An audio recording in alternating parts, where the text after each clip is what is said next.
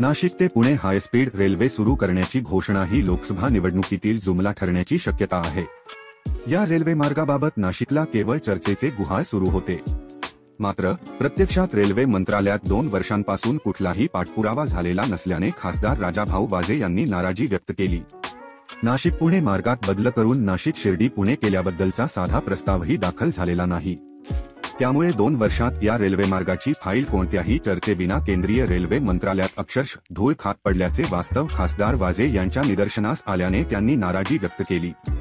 त्यांनी या संदर्भात मंगळवारी ता9 जिल्हाधिकारी जल्ज शर्मा यांची भेट घेत सविस्तर माहिती जाणून घेतली। Nashik Pune semi high speed railway मार्ग 2021च्या अर्थसंकल्पात प्रस्तावित करण्यात आला। महाराष्ट्र सरकारच्या महाराष्ट्र रेल कॉर्पोरेशनच्या माध्यमातून तो उभारला जाईल।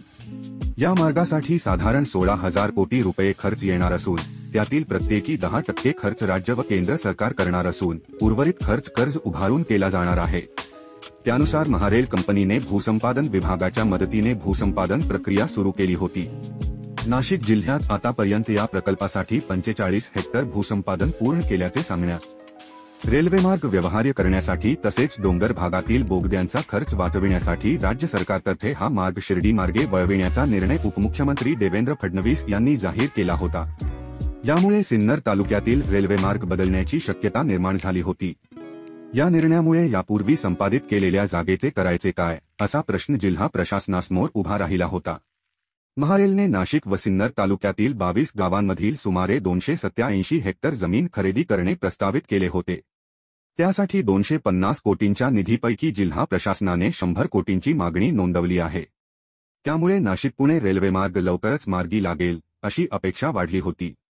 विशेष म्हणजे उपमुख्यमंत्री अजित पवार यांनी सोमवारी ता8 मंत्रालयात यासंदर्भात बैठक आयोजित केली होती। खासदार वाजे यांनाही या बैठकीला निमंत्रित केलेले होते, परंतु पावसामुळे ही बैठक रद्द झाली।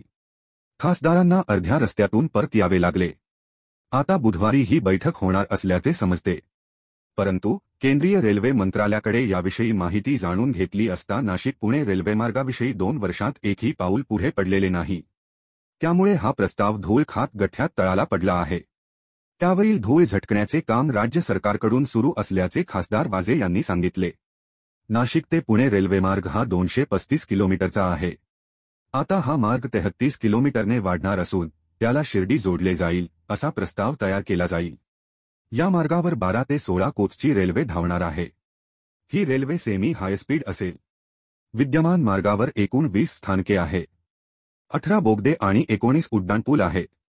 परंतु या मार्गावरील बोगद्यांमुळे प्रकल्पाच्या खर्चात प्रचंड वाढ होत असल्याचे कारण देत या 2 शहरांसाठीच असलेला रेल्वेमार्ग व्यवहार्य होत नाही, म्हणून रेल्वे मंत्रालयाकडून या मार्गाला मान्यता मिळत नसल्याचे सांगण्यात आले होते। यावर तोडगा काढण्यासाठी ही रेल्वे शिर्डी मार्गे नेण्याचा प्रस्ताव राज्य सरकारने तयार केला आहे। नाशिक ते पुणे रेल्वे मार्गाचे काम सुरू झाले पाहिजे यादृष्टीने आमचे प्रयत्न सुरू आहेत। पूर्वीच्या मार्गात बदल न करता मंजूर मार्गावरून काम सुरू करण्यासाठी राज्य सरकारने प्रयत्न करावेत। त्यासाठी आपण राज्य सरकारकडे तसेच केंद्राकडे पाठपुरावा करणार आहोत असं वाजे यांनी सांगितलं।